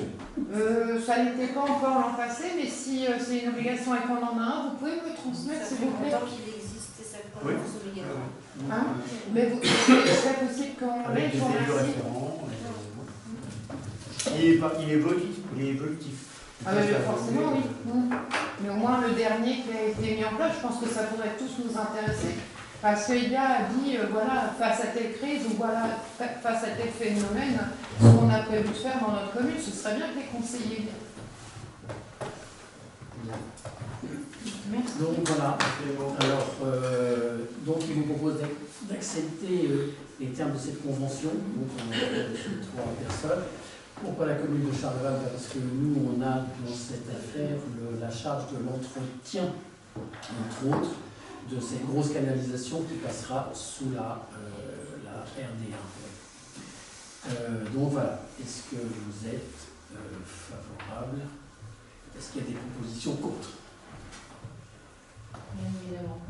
Voilà, des abstentions. Donc, merci. Monsieur et Allard. Nous allons passer maintenant au point numéro 14. Donc, Sébastien Martin, me revoilà. Bonsoir. Je vais le dire à temps. Alors là, il s'agit d'un sujet sur la sécurité de la route sur la route Ménesqueville-Charleval. Donc une convention avec le département pour mettre en place 2 radars pédagogiques. 2 radars pédagogiques, donc un dans le sens Ménesqueville-Charleval à l'entrée de Charleval, et un autre dans Charleval, à la sortie de Charleval, donc avant le pont de Carrefour, vers Ménesqueville.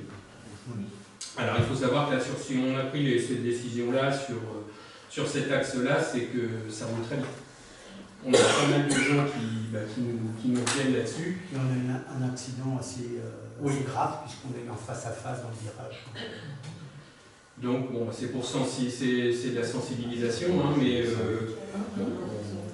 on s'aperçoit quand même quand on met les radars comme ça automatiques, mais on voit quand même que les gens ralentissent. Il y a un effet. Alors, pour compléter ce que disait Sébastien, donc on a demandé au département de faire un comptage. Vous savez, c'est les câbles qu'on tend, un comptage pour avoir un petit relevé kilométrique aussi du nombre de voitures qui passaient par ici. Et donc, ils nous avaient mis en place 2 radars pédagogiques, 2 près, un de chaque côté. Et après le retour, j'avais reçu les habitants de la route de Ménesqueville et ils étaient satisfaits de la pose des radars, parce que ça avait quand même un effet psychologique important, les gens roulaient moins vite. Donc bien sûr, il faut continuer à creuser sur la sécurisation de ces voies-là, mais en tout cas, je pense que déjà le fait de poser ces radars va avoir un effet psychologique. Si ça peut rendre les conducteurs moins virulents, et puis là, on en met dans les deux sens, quoi. Donc dans le sens de Charleval, parce que... il faut passer avant le S, en fait. Ouais, et puis avant le pont, là aussi, juste après le marchand de lunettes, là, faut voir, là, ça accélère. C'est une grande ligne droite. C'est une grande ligne droite, donc bon. Donc voilà, donc dans les deux sens, donc c'est un investissement quand même. Donc voilà, il est demandé à tout le monde donc d'accepter la convention avec le département. Oui, et ça coûte combien? Parce que tu nous dis c'est un investissement, mais alors après, on a des subventionnés à 50%. On a délibéré sur justement sur la demande de subvention des agents de police au conseil du mois de juin. Je vais vous redonner les montants on l'avait fait avant, mais oui, on est subventionné à 50%. Donc on doit être sur de mémoire 3 000, à peu près 500 € par divisé par. Pour les deux. La dépense s'élève à 3 198 € hors taxe. Hors taxe. Et les panneaux réglementaires, non, ça c'est pour autre chose, c'est pour les stations. Donc 3 200 € hors taxe.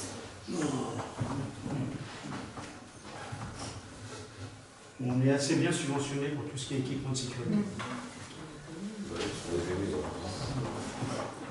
Ça sert à ça. Donc si vous êtes tous d'accord, on y va. Donc est-ce qu'il y a des votes contre? Non? Je suis surpris. Est-ce qu'il y a des gens qui s'abstiennent? Et bien à l'unanimité. Merci.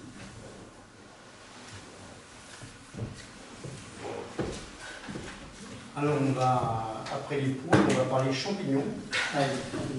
Pour détendre un petit peu. Donc, non, plus sérieusement, je vais passer la parole à Patrick Evo qui va nous parler de la mérule. Pour un fond comme ça, la mérule, ça s'appelait autrefois le champignon de la mort. Parce que c'est pour savoir si un jour c'est un champignon qui a la particularité de rendre en poussière. Mais même la pierre, qui rend poussière. Voilà, c'est tout. Donc la mérule, donc il se trouve, pourquoi on a été informé de ça, parce qu'il y a un endroit chez nous, c'est l'impasse du Mont Blanc. Tout à fait. Ça, oui. Il y a une maison au bout de l'impasse du Mont Blanc où il y a eu effectivement une détection de mérule. Bon, ça c'est la mémoire. Donc ce cas de mérule a été identifié et suite à ça, bon, il y a une procédure maintenant qui donne des obligations un petit peu à tout le monde. Bien sûr, le logement affecté, il doit absolument le communiquer et le déclarer aux autorités. Alors, ça peut être mairie, même je crois que la gendarmerie de la déposition. Le préfet, à l'issue de ça, détermine une zone. Et à partir du moment où cette zone est déclarée, donc après il y a obligation du maître d'œuvre, de tous ceux qui peuvent y travailler, et bien sûr l'obligation des propriétaires de systématiquement, en cas de vente ou de vente, de signaler effectivement quand on est dans cette zone l'état et surtout le risque et son signalement est obligatoire. On pourrait être en défaut, je crois, même sur le plan pénal, il me semble, si on ne le signale pas en cas de vente. Voilà, donc, bon, ça c'est toute cette procédure qui est liée à la mérule, c'est quand même quelque chose d'assez grave. Et alors, en plus, la curiosité, c'est de se prendre sur les fondations. Donc, on est à la base de la maison. Donc, voilà, donc si vous voyez du bois ou de la pierre qui se transforme en poussière chez vous, soyez vigilants. C'est de la mérule. Et puis on est dans une région. Bien sûr. C'est traité, mais ça reste quand même dans une zone impactée, qui a été, donc même il faut forcément aller vérifier. Il faut un périmètre, en fait, un périmètre de sécurité autour de cette maison-là. Ça coûte très cher. Du 4 impasse. Parce que là, ça a bougé ou pas, on le sait. Oui, ça a été refait. En fait, on l'a su parce que c'est une maison qui a été rachetée, qui a été rénovée, donc découverte de mérules, donc obligé de faire une déclaration en mairie, et donc la maison a été assainie. Mais malgré tout, elle reste identifiée dans un périmètre de sécurité. Voilà. Et le notaire, si cette maison est vendue, le notaire devra signaler qu'il y a des risques de mérules. J'ai la réponse de la préfecture parce que justement je leur avais signalé que le traitement avait été effectué. Donc le responsable de la préfecture m'a indiqué que bien qu'un traitement ait été fait sur la zone infectée et que le champignon ne semble pas être réapparu, il convient d'être prudent pour affirmer qu'il est totalement éradiqué. En effet, il est possible que des spores ne se soient pas encore développés dans l'ensemble du bâti et toutes les causes ayant abouti à l'apparition du champignon n'ont peut-être pas été supprimées. Aussi, il est important de maintenir l'intégration de la zone concernée dans l'arrêté préfectoral départemental. Mais ad vitam aeternam ou il y a un Oui, je pense pour une certaine chose. C'est comme pour les termites. C'est important de savoir combien de temps ça va faire. La Normandie, c'est la région la plus touchée par la mérule. Même notre sous-préfecture est touchée par la mérule. Vous voyez, personne n'est épargné. La résidence du sous-préfet, non, j'en ai parlé avec le sous-préfet, ça a été un cas très de mérule, très virulent. J'ai beaucoup d'idées. Donc voilà, est-ce que tout le monde approuve la détermination de ces périmètres de protection qui deviennent... Et c'est juste autour de la maison le périmètre ou j'ai pas compris? Oui, que la maison. Vous avez le petit plan qui est là, vous voyez, vous avez la maison de maître, une maison de maître, et vous avez le périmètre autour. En fait, c'est le cadastre qui détermine le périmètre. Surtout les maisons mitoyennes, après. Bon, il n'y a pas de maison mitoyenne, il n'y a pas de... Là où c'est placé, derrière c'est la voie ferrée, derrière c'est la voie ferrée, et puis il y a sur les côtés, il y a personne. C'est l'impasse, vous savez, qui est à côté du marchand de fruits, Martine. C'est l'impasse qui est à côté de Martine, qui remonte. C'est la grande maison de maître qui remonte. Oui, il y avait du toilettage pour les animaux.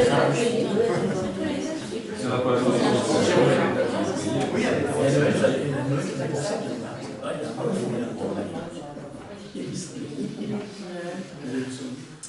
a Donc voilà, est-ce que vous approuvez majoritairement cette détermination de périmètre de protection? De toute façon, c'est sous arrêté préfectoral. Donc, vous êtes d'accord? Est-ce que vous êtes d'accord de ne pas avoir le choix? Est-ce que vous êtes d'accord de ne pas avoir le choix? Vous êtes contre quoi? Et comme on se doit d'arrêter, enfin, Oui, des décisions. C'est pas les comportements des Voilà, merci Patrick. On va donc passer au point 16, qui est notre dernier point. Donc ce sont les délégations que j'ai signées. Alors ça concerne beaucoup de marchés là-dedans pour la réflexion de l'âne. Alors si vous voulez le faire grâce, je veux bien tous vous les lire. Mais si vous avez une longue litanie, voilà, c'est les marchés de réhabilitation de la halle, c'est pour les tuiles imprises, ça concerne la métallerie, les revêtements de bureaux, enfin tout ça, ça fait partie de l'avancement des travaux. Il y a un avenant en plus-value, il y a aussi des marchés avec des sous-traitants qui sont obligés de signer au fur et à mesure. Voilà. Enfin, rien qui puisse embêter la commune ou mettre la commune dans une situation délicate. Donc si vous en êtes d'accord, parce que je vous fais. Après, voilà, vous l'avez reçu, ça. Oui. Vous pouvez le consulter, il n'y a aucun souci. Pas de problème. Si vous avez des questions, je réponds. Très bien. Ce que je peux vous dire, c'est que les travaux avancent bien, on est dans les temps, que le timing est respecté, la couverture est réalisée, on va pas tarder à couler la dalle, la première dalle. Et bon, c'est plutôt... c'est bien mené. Voilà. C'est plutôt bien, parce que donc là, on n'a pas de retard du tout, et ça avance. Les entreprises s'enchaînent bien. Je ne sais pas si c'est le lieu pour poser des questions. Bien sûr. Il y avait un problème de... Parce que moi j'aimerais bien qu'il y ait une scène, et donc on avait prévu une scène amovible, et vous m'aviez dit qu'il y avait un souci avec le sol parce que c'était trop fragile. Plancher chauffant. C'est avec le plancher chauffant. Est-ce que vous avez trouvé la solution de dire on arrête peut-être le plancher chauffant et avant la scène? Non, on ne peut pas. Alors qu'est-ce qu'on a trouvé une solution? La solution, c'est que... On aura peut-être pas de scène. Une scène en carton. La solution, c'est qu'il n'y a pas de scène. Ah bah oui, c'est dommage dans cette salle qu'il n'y ait pas de scène. Il n'y a pas de solution. Il n'a pas proposé de solution, l'architecte? Non, mais c'est pas ça le problème. C'est la répartition de la masse. Mettre une scène, on peut, oui, mais mettre une scène pour y mettre 50 musiciens, non. Mais donc la question que je te pose, c'est il n'a pas proposé de solution. Parce qu'à tout problème, il doit y avoir une solution. Je suis persuadée que des gens du métier doivent avoir des solutions à tous les problèmes qu'on leur soumet. C'est pas si simple. Non, parce que parce qu'il y a des calculs de chauffage qui sont pas... c'est-à-dire que tu chauffes par le sol et puis tu as aussi des pompes à chaleur et tout, donc les calculs sont plus les mêmes. Quoi. Oui, mais ce que demande Maud, c'est est-ce que la question a été posée pour qu'ils essaient de travailler Si on dit ça, c'est qu'on l'a posé la question. Mais le souci, c'est que la scène est apparue... Mais si, on peut mettre une scène, mais pas une scène. En cours de route, alors qu'on avait déjà, bien sûr, signé le cahier des charges. Donc, il n'était pas prévu de scène au départ. Ah bah si, non, excuse-moi, mais non. Dans le cahier des charges, il n'y avait pas prévu. Bon, un soliste. Ça serait une scène démontable, pas un truc dur qui resterait tout le temps. Ouais, c'est ça. Mais non, mais moi je n'ai pas demandé ça. Mais de notre dernière conversation, même une scène amovible, ça posait problème. C'est pour ça. Mais non, c'est pas la scène qui pose problème. Non, mais je comprends, c'est le poids des 50 personnes en plus de la scène. C'est ça. Parce que ce que tu es en train de me dire, si c'était pas la scène, le problème, c'est que même sans scène, si j'amène 50 musiciens, ils n'ont pas le droit de s'installer. Non, parce que là, quand on monte la scène à la salle Charles-Neuf, c'est un parquet sous des lambeaux en bois, voilà, ça tient. Mais si on passe de 20 musiciens à 50, c'est plus tout le même poids et la même charge. Donc, je fais bien de poser la question, même sans la scène, 50 musiciens, ça va pas? Ah non, j'espère c'est que oui, sinon on met pas de public. C'est la répartition d'une scène. Mais ça dépend du nombre de mètres carrés. Si tu mets 50 musiciens sur 10 mètres carrés. Les musiciens ne jouent pas les uns sur les autres, ça n'est pas possible. Mais quoi qu'il en soit, je poserai la question à la prochaine réunion. Moi, je vais dire jamais à cette réunion, mais est-ce que ce serait possible? C'est parce qu'on a fait aussi un choix de sol avec l'espèce de résine et tout. En fait, il y a une première couche qui est une couche isolante qui est épaisse comme ça. Ensuite, on a une première chape. Ensuite, on a le réseau de chauffage. Et ensuite, on a une chape quartzée. C'est-à-dire que c'est un béton lissé. Ce que tu veux, c'est des scènes. Il y a la scène charmeuse que partout. C'est ça qui est bien. Non, mais de toute façon, les musiciens vont pas être les uns sur les autres. Non, mais la prochaine réunion, ça peut être le moment d'en parler ou pas? On va reparler avec Pascal, mais on avait bien compris que c'était tabou. En fait, non, c'est pas tabou du tout. Simplement, c'est on réfléchit. J'avais demandé à M. Guy de regarder, c'est le type de module qu'on mettrait en place. Voilà. Des trucs type aluminium ou quoi que ce soit quelque chose qui répartisse la charge. Je voudrais dire, selon moi, quand même, la scène, c'est un sujet important parce qu'une salle comme ça, il n'y en a pas dans toute la communauté des communes. Non, mais j'en profite. Il n'y a aucune salle comme ça dans toute la communauté des communes.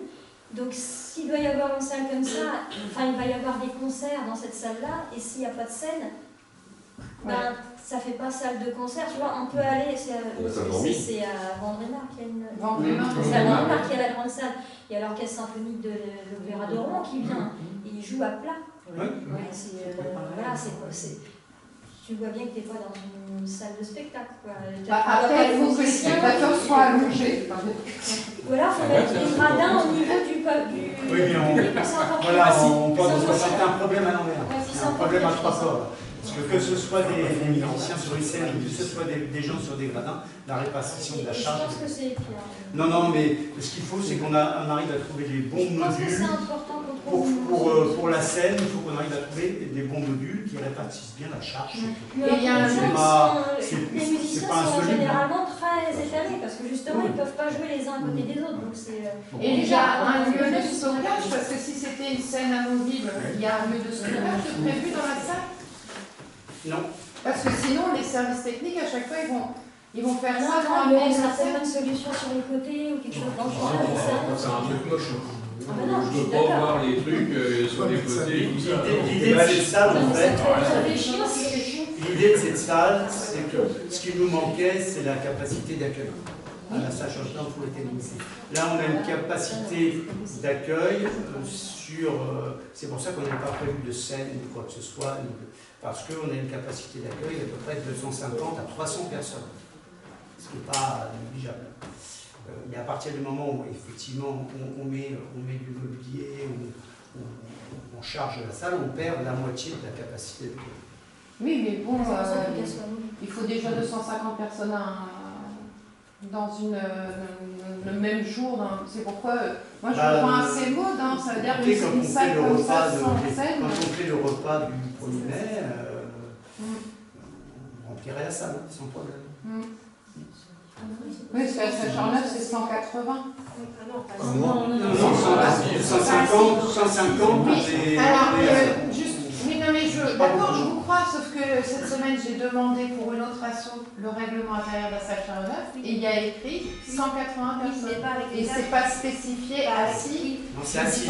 Mais c'est pas écrit dans le règlement. Donc je vous le dis simplement, puisque c'est la capacité réglementaire en fait, par rapport au en tout cas, pour revenir à voilà, on posera la question et puis on pourra sinon il faut un système. Non, c'est pas qu'on ne peut pas le faire. Je ne viens jamais à cette réunion, mais peut-être que là je pourrais venir à cette réunion. Mais on pourrait demander à avoir une scène, c'est ça, pour aller voir avec Olivier, pour avoir un truc plus léger. Qui répartisse mieux la charge. Qui répartisse mieux la charge. Mais le système affectif, il faudra à chaque fois. Ça c'est sûr, il faudra à chaque fois que la monte et qu'on a des routes et qu'elle soit servie. Après, il faut la plancher. On va faire un peu de surveillance.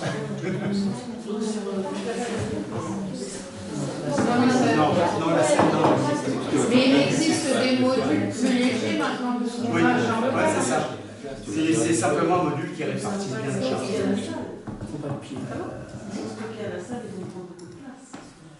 Aussi, c'est ça. Ça nous fait perdre de la capacité. Ça nous fait perdre de la capacité. Mais en même temps, à chaque fois déplacer une scène, c'est aussi du travail pour les services techniques. Et ça dépend du type de module qu'on a. Parce que bon, on a investi une nouvelle remorque maintenant, une grande remorque. Bon, après, voilà, c'est pas. On va déjà voir. Non, ça ne sera pas à toutes les semaines non plus. Donc c'est pour ça, donc c'est éventuellement quelque chose qui est possible d'amener.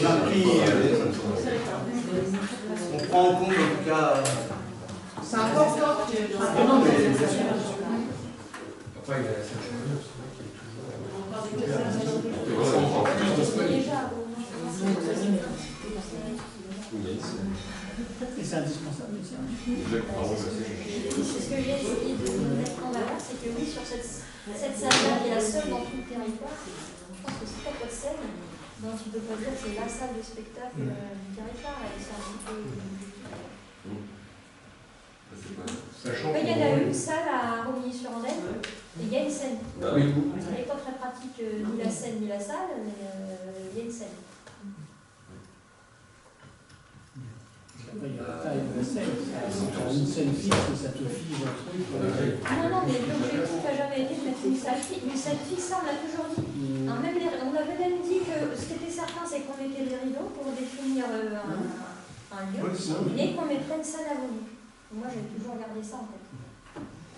Après, j'ai pas de des semaines dit je vais en parler, mais une fois qu'on en a parlé, non, mais on va regarder ça. Besoin à Je pense que pour film, on peut quand même supporter 300 personnes debout dans la salle. Ah bah oui. Ah oui, non, mais c'est ça, c'est pas le souci, c'est le poissonnement. C'est le nombre de personnes réduites sur un truc de mètre carré. C'est comme les poulets, quand il y en a trop au même endroit.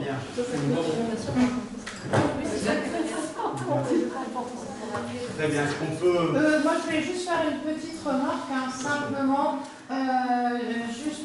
Vraiment, je ne veux pas qu'il y ait de polémique sur mes propos, mais je pense que c'est important.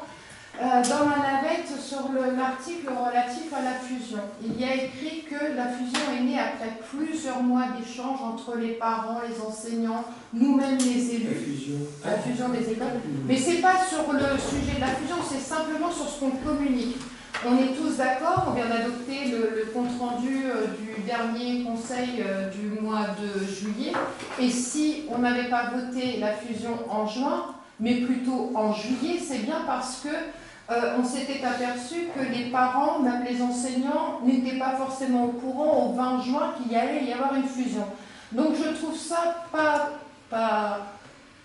comment je vais dire, voilà, je trouve ça pas normal qu'on écrive que, alors qu'on sait tous que les sujets ont été abordés fin juin, qu'on retrouve dans la navette, en information aux citoyens qui financent la navette, qu'il y aurait eu des mois de discussion autour de la fusion. Je trouve que c'est pas normal. Et je voulais m'exprimer là-dessus, puisqu'il y a aussi des parents qui ont dit, non mais quand même, là, quoi? Voilà, donc je vous fais remonter. Et de dire qu'à l'avenir, on peut mettre ce qui s'est passé, après ça s'appelle le libre arbitre, les gens ont des faits, et après ils se font leur propre opinion, mais de leur dire qu'il y a eu des mois d'échanges, alors qu'on sait tous que le dernier conseil, celui de juin, a été reporté parce que personne n'était au courant, je trouve que c'est quand même un peu abusé. Voilà, c'est tout ce que je voulais vous dire. Après, pour compléter, 4 mois... oui, c'est 4 mois, entre le premier échange sur ce sujet-là et la finalité au mois de juillet, il s'est écoulé 4 mois. Oui, monsieur Calais, mais à quel moment les élus ont été au courant le 17 juin dans la commission affaires générales? À quel moment les parents étaient au courant et les enseignants le 20 juin au cours du conseil d'école maternelle? Alors je ne dis pas que tout le monde n'était pas au courant, mais il y a très peu de gens qui étaient au courant. Et on ne peut pas l'écrire comme ça alors. Plusieurs mois d'échange, non mais... c'est écrit, c'est pas marqué. Enfin, il y a quand même des parents qui ont trouvé que c'était un peu violé. Après, voilà, tout ça, c'est une question d'appréciation, de lecture. Oui, oui, bien sûr. Mais c'est sur ce sujet comme sur un autre, j'aurais dit exactement la même chose. Très bien. Si il n'y a pas de sujet... J'espère que le PV ne sera pas trop long. Merci beaucoup. Sur les poules, ça va être trop bien.